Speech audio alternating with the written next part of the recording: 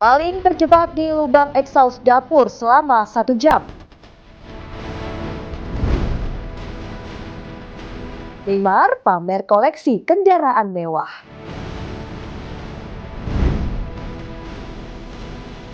Jejak sejarah Skotlandia bentuk identitas bangsa.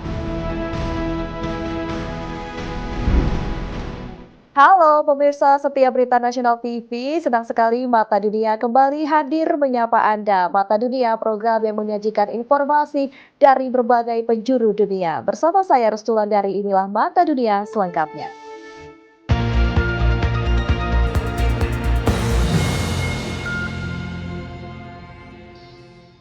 Ya, Mata Dunia kali ini kita buka kabar dari Amerika, pemirsa. Kapal tanker Bella-1 disita Amerika Serikat di perairan internasional Atlantik Utara. Pemerintah Rusia menuduh militer Amerika Serikat melanggar konvensi PBB.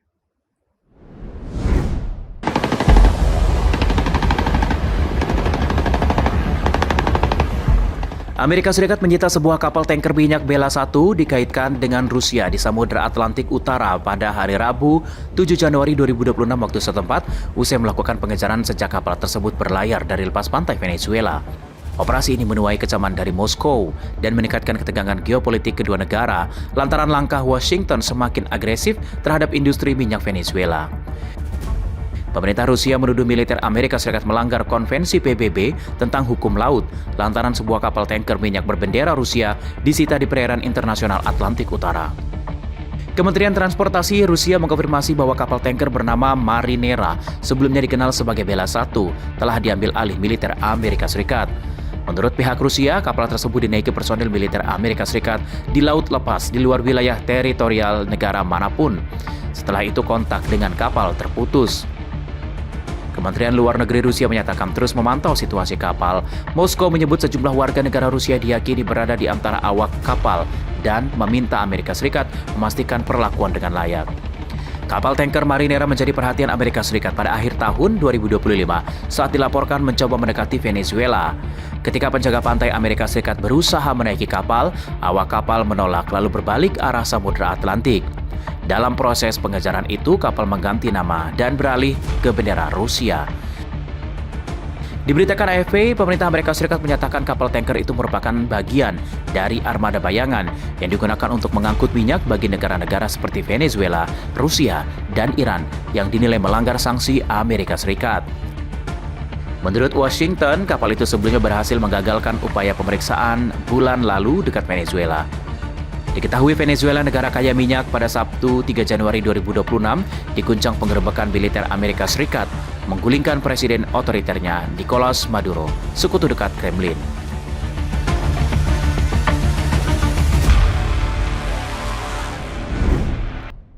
Masih dari Amerika, pemirsa, aksi unjuk rasa besar-besaran dilancarkan kelompok sosialis, komunis, dan aktivis anti-ICE di berbagai kota besar Amerika Serikat menyusul penembakan yang menewaskan seorang wanita oleh petugas imigrasi dan bea cukai atau ICE di Minneapolis. Penembakan berujung maut memicu kemarahan publik dengan seruan keadilan untuk Rene Good dan tuntutan penarikan petugas imigrasi dan bea cukai.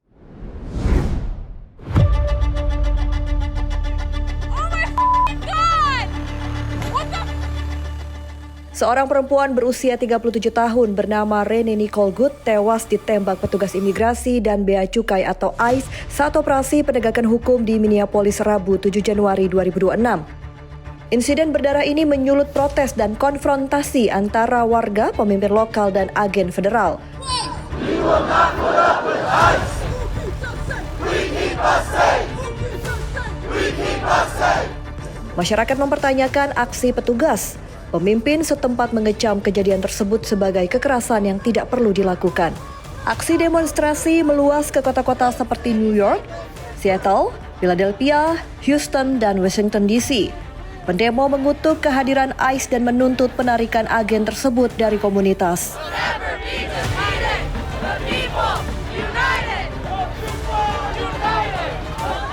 Kelompok sosialis dan komunis termasuk Democratic Socialists of America, Party for Socialism and Liberation, and the People's Forum mengkoordinasikan rangkaian unjuk rasa di Blue Cities dengan mengkritik keras pejabat federal.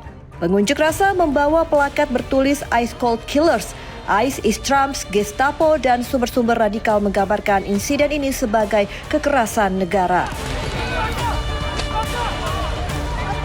Di Minneapolis, situasi semakin memanas lantaran lokasi penembakan berjarak hampir 1 mil dari lokasi pembunuhan George Floyd pada tahun 2020.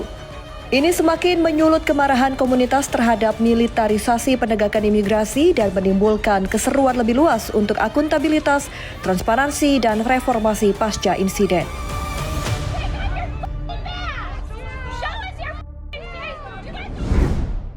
Masih dari Amerika juga pemirsa, penembakan massal terjadi di sebuah gereja di Salt Lake City, Utah, Amerika Serikat. Insiden ini terjadi di luar gedung gereja, menewaskan 2 orang dan melukai 6 orang lainnya.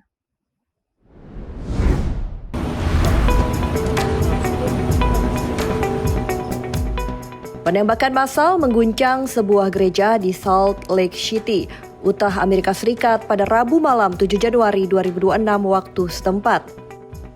Insiden ini terjadi di luar gedung gereja di Redwood Road saat berlangsung acara pemakaman. Peristiwa ini menewaskan 2 orang dan melukai 6 korban, 3 diantaranya dalam kondisi kritis. Menurut keterangan kepolisian, penembakan terjadi sekitar pukul 8 malam waktu setempat di area parkir gereja. Saat itu sejumlah warga menghadiri acara pemakaman. Pertengkaran terjadi di luar gedung, diduga menjadi pemicu aksi penembakan. Polisi menyebutkan 8 orang tertembak dengan 2 korban tewas di lokasi kejadian. God, there's some shit going on here, boys. 3 korban lain dalam kondisi kritis dan dibawa ke rumah sakit. Sementara 3 korban lain mengalami luka-luka. Juru bicara kepolisian Salt Lake City, Grant Mills, mengatakan pihaknya menerima laporan penembakan sekitar setengah 8 malam. Polisi mengerahkan 18 unit patroli ke lokasi dan menutup akses jalan Redwood Road untuk kepentingan penyelidikan. Hingga pukul setengah 10 malam waktu setempat, pelaku penembakan masih dalam pengejaran. Aparat masih menyelidiki kemungkinan pelaku lain. Polisi memburu pelaku dan menyelidiki motif di balik penembakan. Juru bicara gereja Sam Penrod menyampaikan keprihatinan mendalam atas insiden ini. Pihak gereja menyatakan dukungan penuh terhadap aparat dan menyampaikan doa bagi para korban.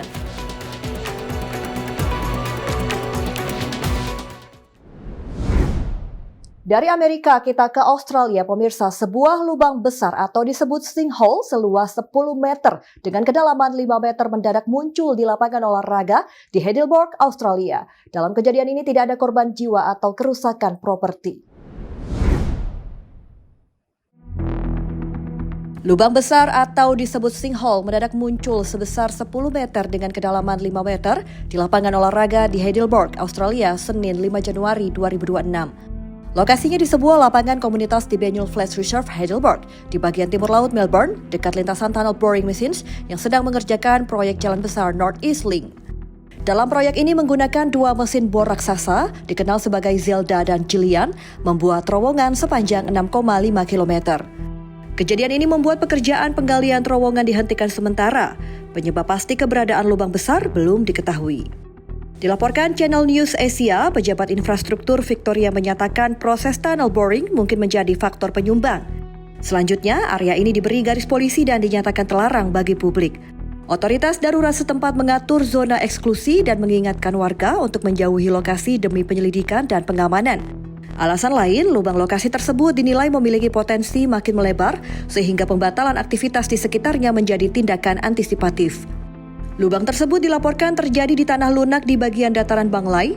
Warga setempat menyampaikan keprihatinan atas keselamatan lingkungan dan rumah sekitar. Beberapa ekspor terowongan menyatakan keprihatinan serupa, menggarisbawahi kemungkinan terjadi lubang lain atau masalah struktural lain.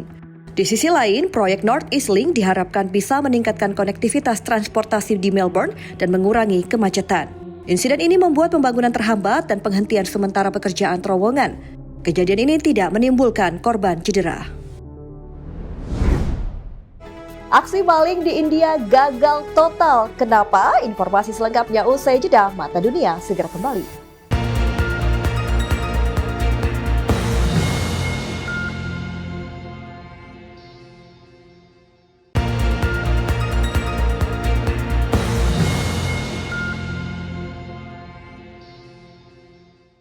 Anda kembali bersama kami di Mata Dunia. Pemirsa, aksi maling di India gagal total, jadi viral berseliweran di media sosial.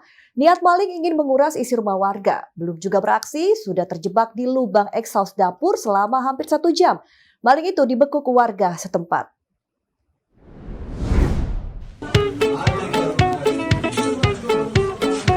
Niat ingin menguras isi rumah warga berujung malu dan masuk bui. Inilah yang dialami seorang maling di India. Sang maling terjebak di lubang exhaust dapur selama hampir 1 jam. Kejadian ini terjadi di rumah milik Subhas Kumar Rawat. Saat itu pemilik rumah sedang pergi ke Katus Yamji pada 3 Januari 2026.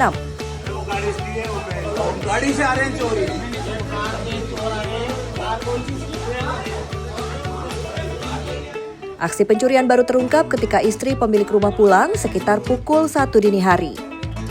Istri pemilik rumah terkejut melihat seorang pria tersangkut setengah badan di lubang exhaust dapur. Posisinya sebagian tubuh berada di dalam rumah dan sebagian lain di luar. Polisi menyebut pelaku masuk ke dalam rumah dengan niat mencuri. Namun saat mencoba masuk melalui lubang exhaust, tubuhnya tersangkut dan tidak dapat melepaskan diri.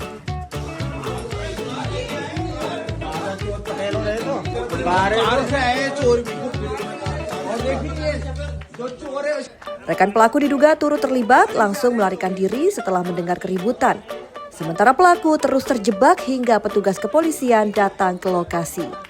Kejadian tersebut menarik perhatian warga sekitar dan diabadikan melalui ponsel disebar di media sosial. Kita beralih ke Kamboja. Pemirsa, Chen Zi, buronan paling dicari di Asia, ditangkap di Kamboja.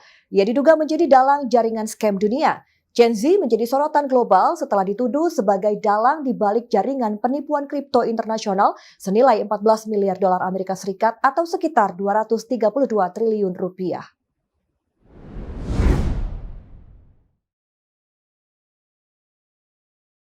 Langkah buronan paling diburu di kawasan Asia, Chen Zi, terhenti. Pria yang didakwa Amerika Serikat atas tuduhan penipuan dan pencucian uang bernilai 14 miliar dolar Amerika Serikat atau sekitar 232 triliun rupiah dibekuk di Kamboja dan diekstradisi ke Cina Rabu 7 Januari 2026. Dikutip dari AFP, Chen diduga mengarahkan operasi kompleks kerja paksa di seluruh Kamboja, tempat para pekerja ditahan dan difasilitasi mirip penjara, dikelilingi tembok tinggi dan kawat berduri. Sejak dakwaan Amerika Serikat dan sanksi dijatuhkan pada Oktober, pihak berwenang di Eropa, Amerika Serikat, dan Asia menargetkan perusahaan Chen yaitu Prince Holding Group dengan serangkaian penyitaan aset. Dilaporkan Departemen Kehakiman Amerika Serikat, Chen mendirikan Prince Group, sebuah konglomerat multinasional. Menurut pihak berwenang berfungsi sebagai kedok bagi salah satu organisasi kriminal transnasional terbesar di Asia. Pada Oktober 2025, otoritas Amerika Serikat membuka dakwaan terhadap Chen, seorang pengusaha yang dituduh memimpin kompleks scam di Kamboja. Chen Zi menghadapi hukuman hingga 40 tahun penjara jika terbukti bersalah di Amerika Serikat atas tuduhan penipuan melalui transfer elektronik dan konspirasi pencucian uang yang melibatkan sekitar 127.271 Bitcoin disita Washington. Nilai Bitcoin disita mencapai lebih dari 11 miliar dolar Amerika Serikat atau sekitar 184 triliun rupiah. Prince Group membantah semua tuduhan.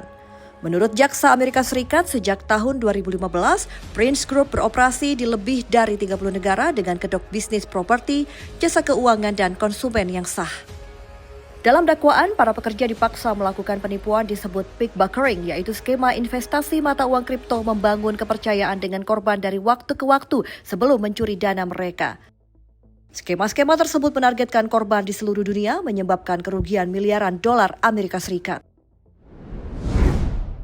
Masih dari Asia, pemirsa, kali ini dari Thailand, kebakaran terjadi di sebuah dermaga kawasan Teluk Chalong, Phuket, Thailand. Peristiwa ini menghanguskan sedikitnya 22 kapal cepat milik 13 operator wisata yang selama ini melayani tur laut di pulau wisata populer tersebut.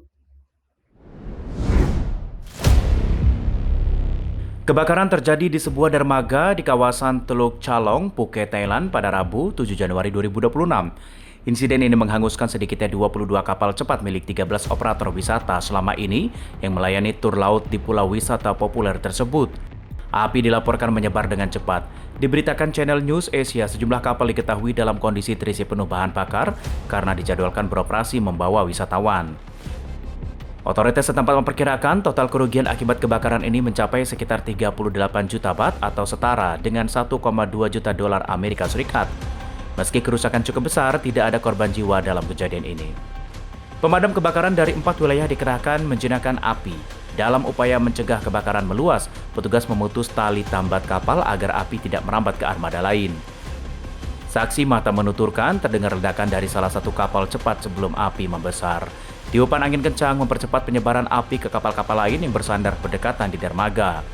Upaya pemadaman sempat terkendala, kondisi air laut sedang surut, membuat akses menuju dermaga menjadi terbatas dan memperlambat proses penanganan awal. Dampak dari kebakaran langsung dirasakan oleh industri pariwisata. Operator tur menyebut situasi tergolong serius karena ribuan wisatawan gagal berangkat. Armada kapal tersisa tidak mampu memenuhi kebutuhan perjalanan laut, sehingga banyak paket wisata terpaksa dibatalkan. Setelah api berhasil dikendalikan, Gubernur Phuket Nirat Phongsit-Taphorn memerintahkan agar bangkai kapal yang rusak segera dievakuasi. Gubernur mengapresiasi langkah cepat tim penyelamat yang berhasil mengisolasi kapal-kapal yang terbakar. Ia menilai tindakan tersebut krusial karena di kawasan Teluk terdapat lebih dari 1.000 kapal wisata lain yang juga dalam kondisi terisi bahan bakar dan berpotensi terdampak jika api meluas. Polisi bersama tim forensik ditugaskan menyelidiki penyebab kebakaran. Penyelidikan dilakukan dengan memeriksa rekaman kamera pengawas di dermaga dan area sekitarnya guna memastikan sumber awal api. Kita beralih ke informasi menarik lainnya, pemirsa. Bintang sepak bola asal Brazil Neymar Junior menyita perhatian publik dan warga internet. Bukan lewat gol atau aksinya di lapangan hijau, melainkan melalui gaya hidupnya yang super mewah. Laki-laki kelahiran Februari 1992 itu pamer koleksi kendaraan super mewahnya. Bintang sepak bola asal Brazil Neymar Junior lagi-lagi membetot perhatian publik. Kali ini bukan karena kiprahnya di lapangan, melainkan koleksi kendaraan super mewahnya. Melalui unggahan di Instagram @NeymarJunior, ia memperlihatkan sejumlah kendaraan eksklusif yang dimilikinya, mulai dari jet pribadi, helikopter, hingga replika Batmobile yang ikonik dari trilogi film The Dark Knight. Nilai koleksi mainan Neymar Junior ini cukup fantastis dan bikin geleng-geleng kepala. Total nilai koleksi dipamerkan pemilik nama Neymar da Silva Santos Junior ditaksir mencapai 64 juta dolar Amerika atau setara dengan 960 miliar rupiah, demikian dilaporkan media olahraga terbesar di Spanyol, Marca. Dihitung-hitung, harga bernilai fantastis tersebut karena seluruh koleksi dirancang dan dimodifikasi sesuai selera pribadi sang bintang. Untuk koleksi Batmobile milik Neymar tidak legal digunakan di jalan raya dan hanya berfungsi sebagai barang koleksi. Hal ini berbeda dengan supercar lain di garasinya seperti Ferrari, Bugatti, Rolls-Royce, dan Lamborghini. Pemirsa, tetaplah bersama kami di Mata Dunia karena usai jeda saya akan mengajak Anda untuk melihat jejak sejarah Skotlandia. Jangan kemana-mana, Mata Dunia segera kembali.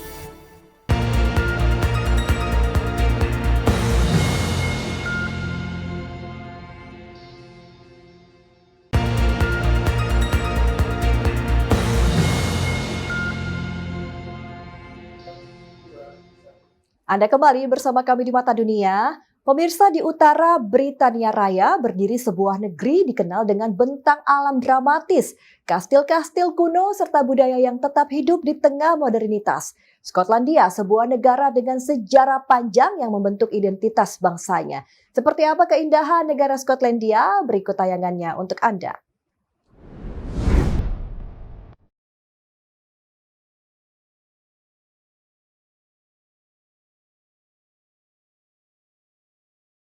Selamat datang di Skotlandia. Skotlandia terletak di bagian utara Pulau Britania Raya. Wilayahnya membentang dari dataran rendah di selatan hingga pegunungan Highland di utara, dikelilingi laut dan dipenuhi danau-danau yang dikenal sebagai loch. Kondisi geografis ini menjadikan Skotlandia kaya akan sumber daya alam, mulai dari energi laut dan angin hingga minyak dan gas laut utara. Secara ekonomi, Skotlandia bertumpu pada sektor energi, pariwisata, serta jasa keuangan dan pendidikan. Namun lebih dari itu, budaya menjadi denyut nadi kehidupan masyarakatnya. Musik tradisional, festival seni, hingga olahraga khas seperti golf tumbuh berdampingan dengan kehidupan modern.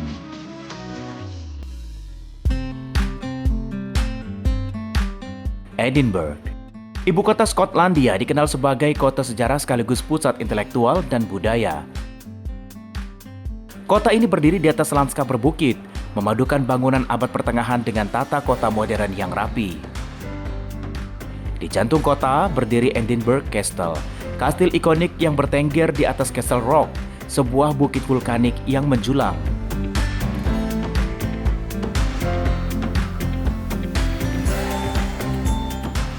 Kastil ini telah menjadi saksi ribuan tahun sejarah, mulai dari pusat kekuasaan raja-raja Skotlandia hingga benteng pertahanan strategis. Kehidupan masyarakat Edinburgh berjalan dalam harmoni antara tradisi dan kemajuan. Kota ini menjadi rumah bagi universitas-universitas ternama, komunitas seni, dan festival internasional yang rutin digelar setiap tahun. Warga kota terbiasa hidup berdampingan dengan wisatawan dari berbagai negara, menjadikan Edinburgh kota yang terbuka, kosmopolitan, namun tetap menjunjung tinggi nilai sejarah dan budaya lokal.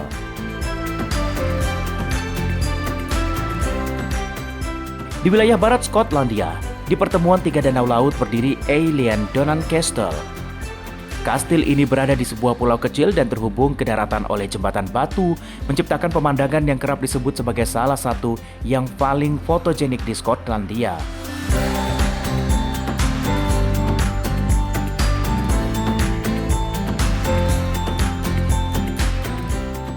Eilean Donan pertama kali dibangun pada abad ke-13 sebagai benteng pertahanan dari serangan Viking. Kastil ini kemudian menjadi markas klan Mackenzie dan klan MacRae, dua klan besar di wilayah Highland. Namun, pada tahun 1719, kastil ini dihancurkan oleh Angkatan Laut Inggris akibat keterlibatannya dalam pemberontakan Jacobite. Puluhan tahun kemudian, Eilean Donan dipunggur dan kini menjadi simbol kejayaan masa lalu Skotlandia.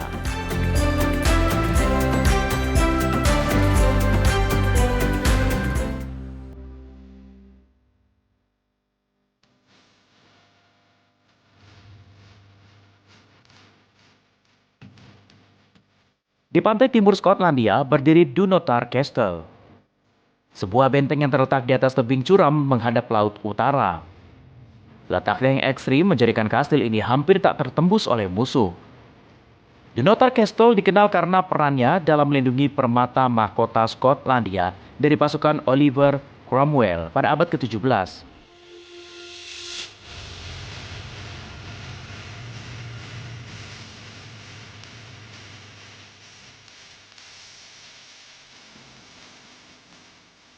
Meski kini hanya menyisakan reruntuhan, Dunnottar tetap menjadi saksi bisu perjuangan dan keteguhan bangsa Skotlandia dalam mempertahankan identitasnya.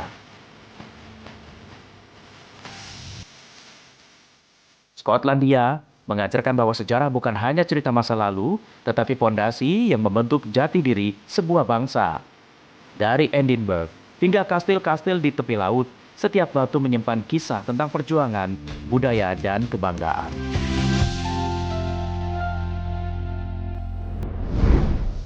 Informasi tadi sekaligus menutup perjumpaan kita di Mata Dunia kali ini. Saksikan terus Mata Dunia hanya di Berita Nasional TV. Saya Restu Landari dan seluruh kerabat kerja yang bertugas pamit undur diri dan sampai jumpa.